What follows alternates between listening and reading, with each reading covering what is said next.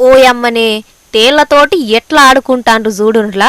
ఒగన్నేమో సేతుల పట్టుకున్నాడు, ఓ సెల్లేమో పాపిట బిల్ల లెక్కన నెత్తి మీద పెట్టింది, ఓ తమ్ముడైతే ఏకంగా నాలిక మీదనే పెట్టుకున్నాడు. ఒక్కలకన్నా పెయిల భయం ఉన్నదేమో చూడుండ్రి, ఒక్కలకంటే ఒక్కలకు కూడా లేదు.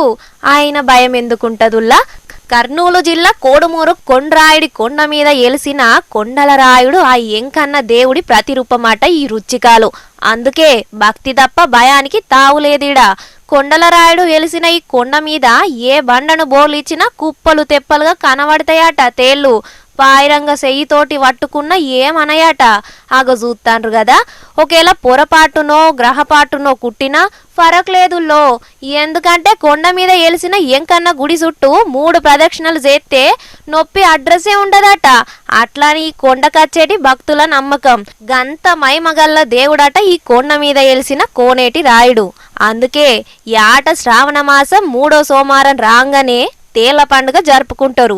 ఈసారి కూడా మస్తు ఘనంగా జరిగింది. ఆగ చూడుండ్రి, చిన్న పెద్ద అని తేడా లేకుండా రాష్ట్రం మూల మూలల నుంచి ఏ తీరుగా సితం పట్టిండ్రో భక్తులు.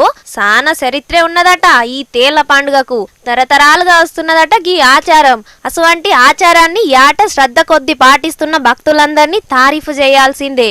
ఎందుకంటే వెనకడి పెద్దలు ఏ ఆచారం సాన్ చేసినా దానికో అర్థం పరమార్థం తప్పక ఉంటుంది.